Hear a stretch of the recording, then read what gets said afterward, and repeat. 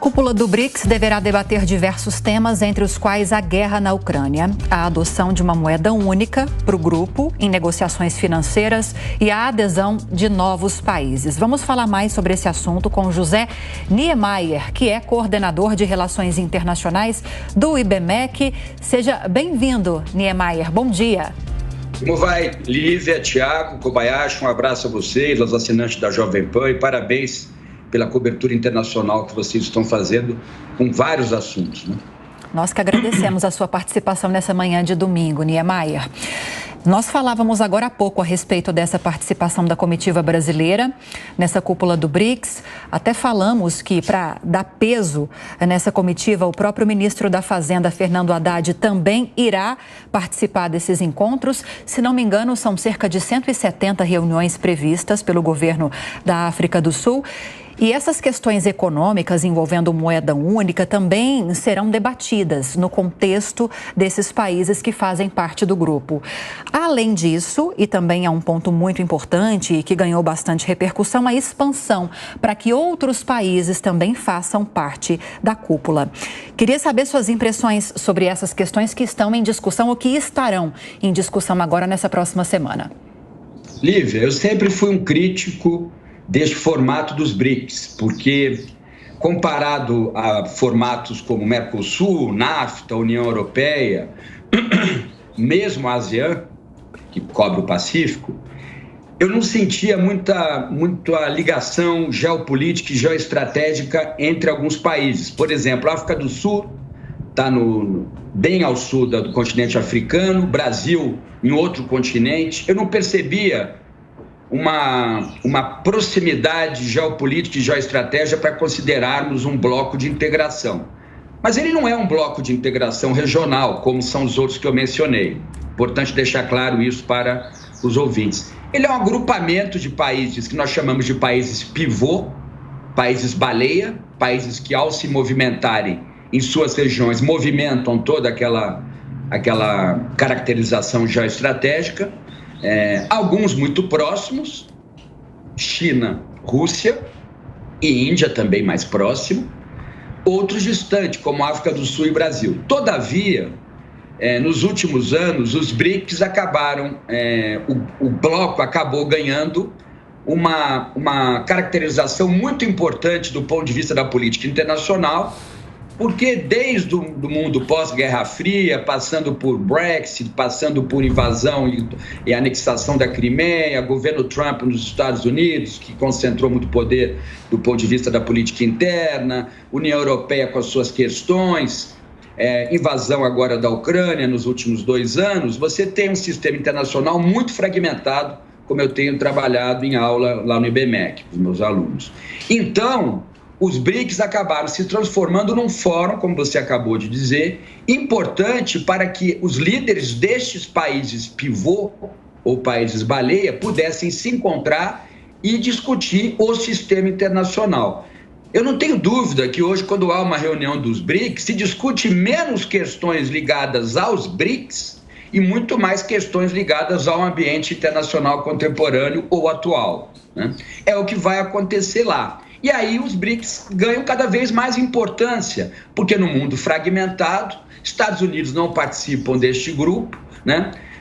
União Europeia não participa deste grupo. Fica claro que esse grupo recebe países, além do Brasil, países que não são potências centrais, mas que estão ou retomando o papel de potência central, como é o caso da Rússia, né? A Rússia busca essa retomada no leste europeu, ou países que estão em grande crescimento econômico, ou mesmo no campo do poder, como a Índia, né? Além de África do Sul, Brasil e a China, claro, e a China que cada vez mais assume uma preponderância, aí sim, como potência central no sistema econômico internacional e também no sistema estratégico internacional. Então, em resumo, falei um pouco, talvez conceitualmente demais, mas é importante para deixar claro, os BRICS, para mim, ganharam muita importância nos últimos anos porque o sistema internacional está fragmentado.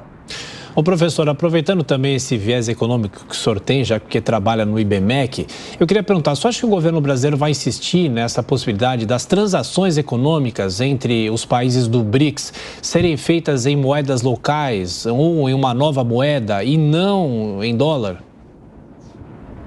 Pode até insistir, mas é um processo que demora muito. Essa seria uma mudança macro dentro do que nós chamamos de desenho das finanças internacionais. Os balanços de pagamentos de cada um dos países, o relacionamento entre países e os seus respectivos balanços de pagamentos, respeitam muito a paridade com o dólar. O dólar é o parâmetro. Em alguns casos, o euro está ganhando cada vez mais importância. Tentaram colocar a moeda chinesa como uma moeda também que teria alguma paridade. Isso não teve bom termo. Então, agora, essa novidade, se trazer uma moeda dos países que formam os BRICS, pode até acontecer, mas é uma discussão muito conceitual. Você precisa convencer agentes que são difíceis de convencer, que são os agentes que formam o sistema financeiro internacional, bancos internacionais de primeira linha e os tomadores de empréstimo, exportadores. Você precisa fazer todo um novo desenho que vai financiar exportação e importação entre os países. Acho difícil, mas olha, é uma discussão conceitual. Tudo, Thiago, em relações internacionais, comparado à política interna dos países, anda muito devagar, né? Muito devagar, né? Eu costumo dizer que a política interna parece que está anos à frente dos processos internacionais, porque os processos internacionais, como o Kobayashi conhece bem isso, estão sempre aguardando algo. O que eles estão aguardando? A verificação da ordem internacional, se é uma ordem anárquica ou uma ordem de cooperação. Se for uma ordem de cooperação, até há algum avanço no sistema internacional. Se for uma ordem com tendência mais anárquica, como é, na minha opinião, o momento atual, uma ordem mais indefinida, é mais difícil de você colocar a bom termo projetos como esse, criar uma moeda dentro dos BRICS, e uma moeda que vai, em tese, competir com o dólar e mesmo com o euro em algumas transações financeiras internacionais ou mesmo de cooperação econômica. Seguimos falando com José Niemeyer, coordenador de Relações Internacionais do IBMEC do Rio de Janeiro.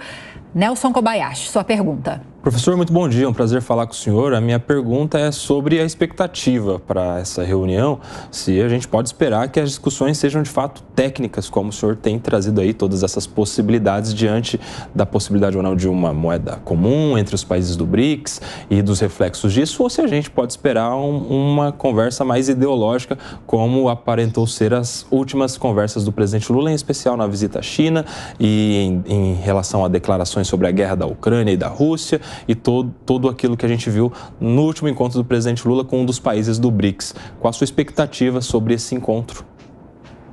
Excelente pergunta, Kobayashi. Quando nós pensamos nos BRICS, os BRICS são formados por 2 centros de poder, como também a União Europeia, do ponto de vista burocrático, o Mercosul, o NAFTA. Você tem as discussões técnicas e os grupos técnicos burocráticos dentro dessas organizações e instituições, e vocês têm os líderes do país que formam essas instituições, que geralmente têm um discurso mais ideológico, favorável ao seu eleitorado interno. Não é só com o presidente Lula, o presidente chinês, o presidente russo, o presidente da África do Sul e da Índia. É normal. Os presidentes...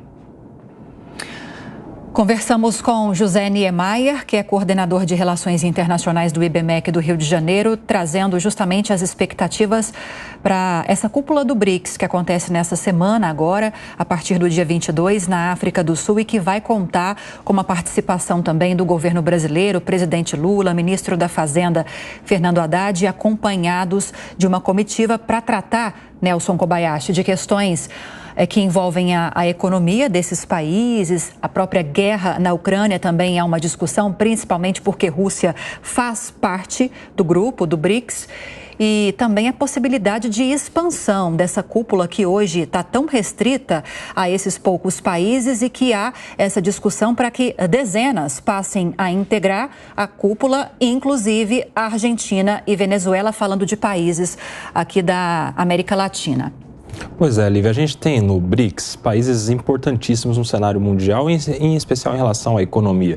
A gente vê a ascensão gigantesca da China nos últimos anos, nas últimas décadas, em relação à economia mundial, está disputando essa potência, esse top one de potência mundial da economia com os Estados Unidos. A gente tem a Rússia, que tem, claro, historicamente, a sua presença na importância da economia mundial, diante de tantos produtos que importa e exporta, e a sua posição geograficamente, né, geopolítica, que é importante no cenário que está, a Índia, que cresce muito, em especial no que diz respeito à tecnologia, daqui a alguns anos a maior potência do mundo em tecnologia, em programadores, em softwares do mundo pode ser a Índia, até porque está investindo muito nesse conhecimento. A África do Sul, que é o país mais importante do continente africano e que também determina essa importância, e o Brasil. Ou seja, é uma oportunidade gigantesca do ponto de vista econômico para o crescimento do Brasil em relação ao mundo na economia. O Brasil deveria explorar essa relação com os BRICS, em especial para demonstrar a sua importância no agronegócio, que exportou tanto nos últimos anos e que, infelizmente, diante de tantas possibilidades, o Brasil não aproveita e leva sempre para o debate, para a mesa, essa questão ideológica, em especial para trazer os companheiros, os países da América Latina, Venezuela e Argentina, por exemplo. O Brasil perde sempre nessas últimas oportunidades a chance de elevar o Brasil a patamares mais altos na economia mundial. Agora, José Niemeyer, seguimos falando inclusive com o nosso especialista, que é coordenador de Relações Internacionais no IBMEC do Rio de Janeiro. Vamos mudar um pouquinho de assunto, falando a respeito das eleições, aliás, no Equador, que acontecem neste domingo, Niemeyer, e num contexto de muita violência entremeada, enraizada na política equatoriana. Tivemos há 11 dias ou 10 dias o assassinato de um dos candidatos mais importantes desse processo eleitoral, Fernando Villavicencio, e agora as últimas pesquisas têm mostrado que Luísa Gonçalves, que é do partido, inclusive, do ex-presidente Rafael Correa, uma liderança de esquerda, está liderando esses últimos levantamentos. Agora, esses últimos acontecimentos envolvendo esse assassinato, tivemos o assassinato também de um outro líder político, mas um dirigente partidário também do partido de Rafael Correa. Como tudo isso pode interferir nesse mecanismo eleitoral e talvez até nos surpreender em relação ao resultado das eleições deste domingo? A candidata do ex-presidente Rafael Correa está na frente ainda, que é a Luísa Gonçalves, né? E ela está sendo seguida por um outsider da política, o Jean Topic, que é um empresário do ramo de segurança privada. Tem N empresas, muitas empresas de segurança privada no Equador. A situação do Equador, Lígia, ela não é muito diferente da situação de outros países da América Latina. Eu tive a informação outro dia, uma informação que me deixou estupefato, que no México os guardas de condomínios usam metralhadoras. Condomínios privados usam metralhadoras no México, né? O que está acontecendo? Décadas de desigualdade econômica, de elites políticas e econômicas corruptas, né? Que nunca olharam para a questão social, nos levou a isso. Na hora de uma eleição, o Equador é esse caso exato. Na hora da eleição, geralmente a classe média, a média baixa, como uma expressão que está sendo usada por alguns cientistas políticos, os mais pobres de direita, né, a direita dos mais pobres, acaba ouvindo um discurso mais populista, que também é muitas vezes um discurso de esquerda também, de uma esquerda radical populista, e acabam embarcando em aventuras eleitorais, né? É o que está acontecendo no Equador. Violência política, falta de transparência, corrupção, corporativismo, uma mistura entre público e privado. Esse é um padrão grave, porque parece que na Argentina surgiu também um candidato. Então, um candidato até interessante. Numa outra oportunidade, gostaria que a Jovem Pan discutisse esse assunto, porque ele é um candidato que se diz de direita, mas é de uma direita muito liberal, do ponto de vista de costumes.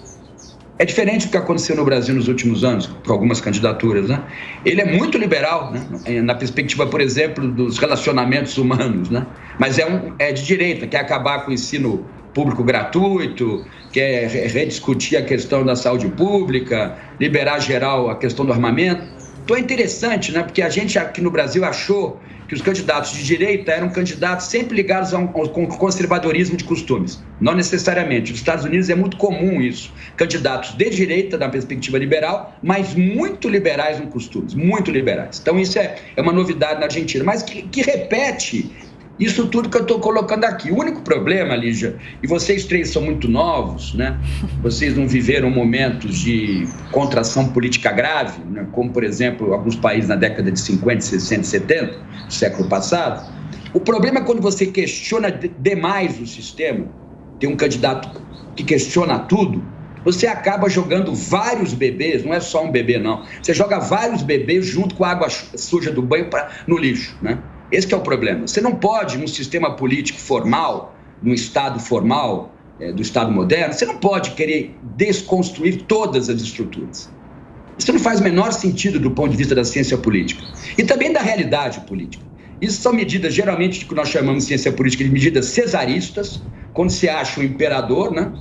Esse imperador, ele com poder na República, com poder muito concentrado no Executivo, ele vai fazer aquilo que ele quer. Não dá certo, em democracia é mais grave, porque você vai cercear liberdades, partir para a guerra civil, para a violência política. E nas ditaduras, geralmente, esses vírus depois acabam sendo substituídos. Então, o que nós temos que fazer, que é um exercício difícil para o eleitor, para o assinante da Jovem Pan e para nós mesmos, é tentar perceber, dentro do espectro político, o que é mais palatável para a manutenção de estruturas, mesmo que nós, aos poucos, vamos questionando essas estruturas e aprimorando essas estruturas.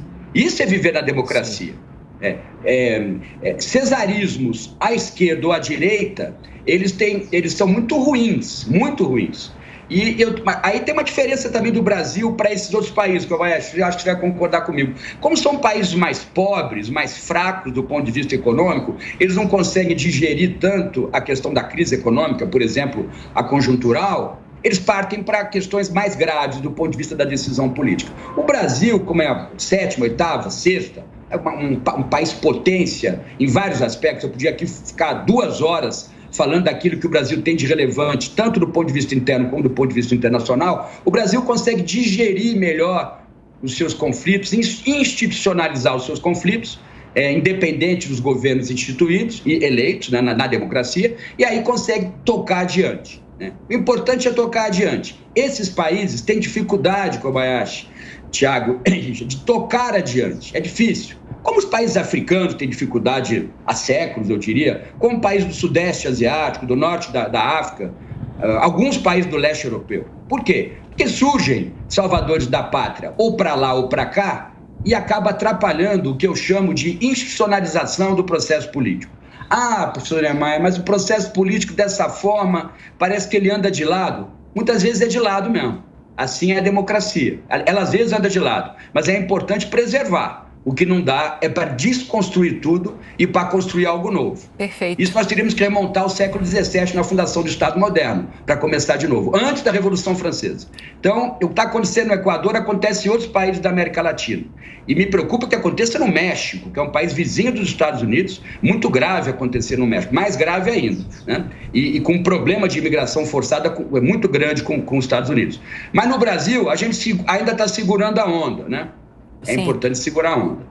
Perfeito. Conversamos com José Niemeyer, coordenador de Relações Internacionais no IBMEC do Rio de Janeiro, a respeito das eleições no Equador, que acontecem hoje em primeiro turno, se houver um segundo turno no dia 15 de outubro. Muito obrigada pela entrevista, Niemeyer. Bom domingo. Eu que agradeço a você, ao Kobayashi, ao Tiago, parabenizo a Jovem Pan. A Jovem Pan democratizou mais ainda o debate político no Brasil, seja sobre política interna ou sobre política internacional. Parabéns. Obrigado, professor.